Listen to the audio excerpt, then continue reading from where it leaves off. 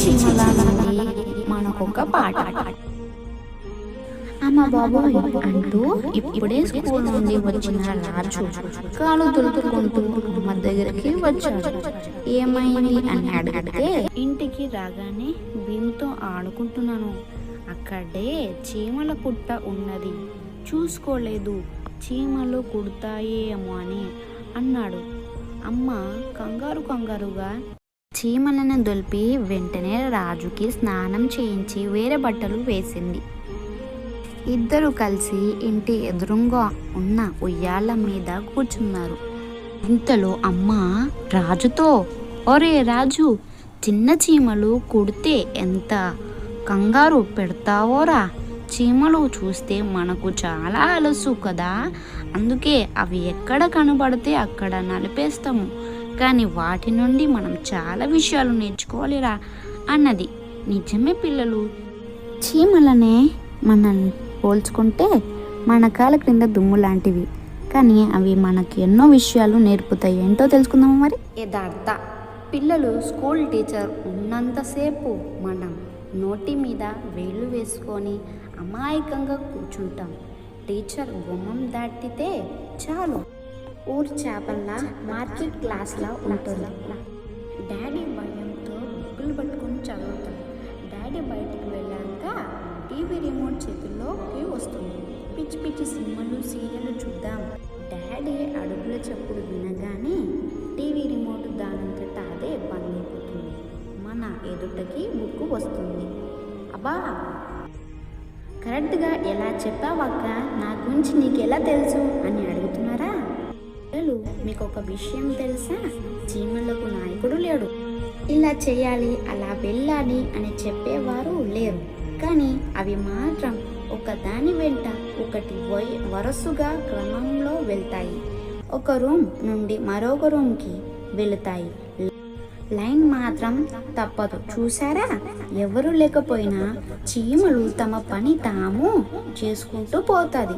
మరి నీవు దేవుని మందిరంలో దేవుని బిడ్డగా ఇంటికి వెళ్ళంగానే నన్ను చూసేవారు ఎవ్వరు లేరు కదా అని నీకు ఇష్టం వచ్చినట్టు చేస్తావా? ఇదిగో దేవుడి వాక్యం ఇలా చెబుతున్నది.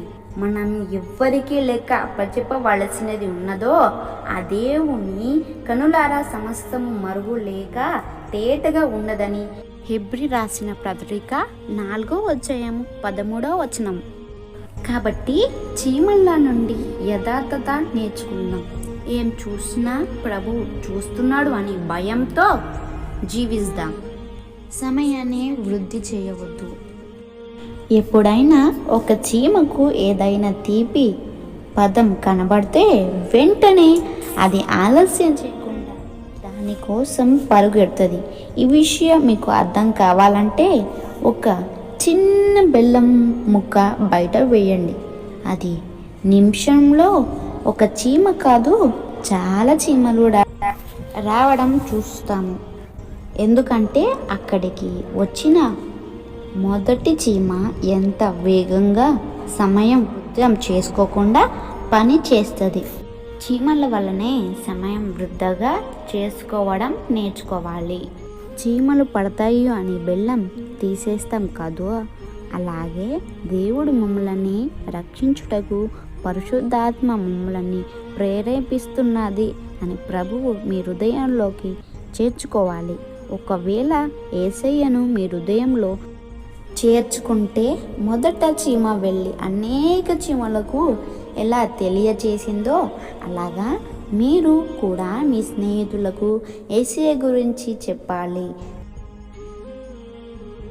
దినములు చెడ్డవి కనుక మీరు సమయమును పోనీయక సద్వినియోగం చేసుకొంచు జాగ్రత్తగా చూసుకోండి.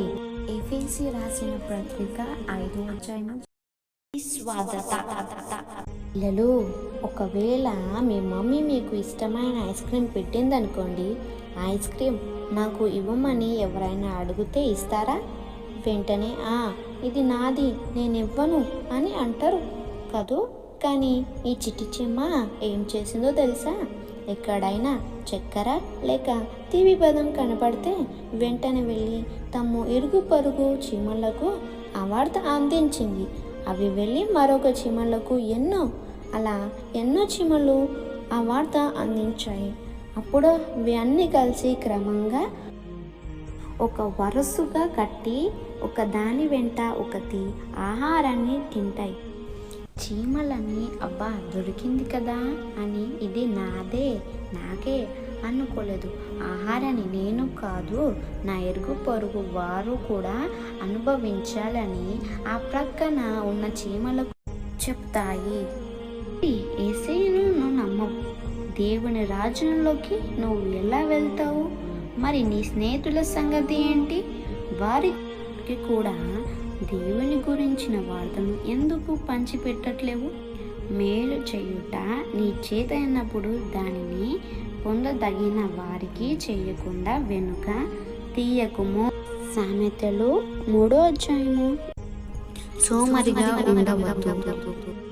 ప్రతిరోజు ఉదయాన్నే లేవాలంటే అబ్బా మళ్ళీ స్కూల్కి వెళ్ళాలా, అసలు చదువు ఎవరు కనిపెట్టారో అని సాకుంటాం. అమ్మ ఏదైనా సహాయం చేయమంటే అమ్మ నాకు ఓపిక లేదు, నా వల్ల కాదు అని ముసలి వలె ముడుచుకొని కూర్చుంటాం. పిల్లలు, దేవుని వాక్యం ఏం చెప్తుందో చూద్దామా? సోమరి చీమల యొద్దకు వెళ్ళుము, వాటి నడతలను కనిపెట్టి జ్ఞానము తెచ్చుకొనుము. అవి వేసవి కాలమందు ఆహారాన్ని స్థిరపరుచుకొను. సామెతలు 6వ అధ్యాయం 6వ వచనం. పిల్లలు, దేవుని వాక్యం దొరకని కరువు రోజు రాబోతున్నది.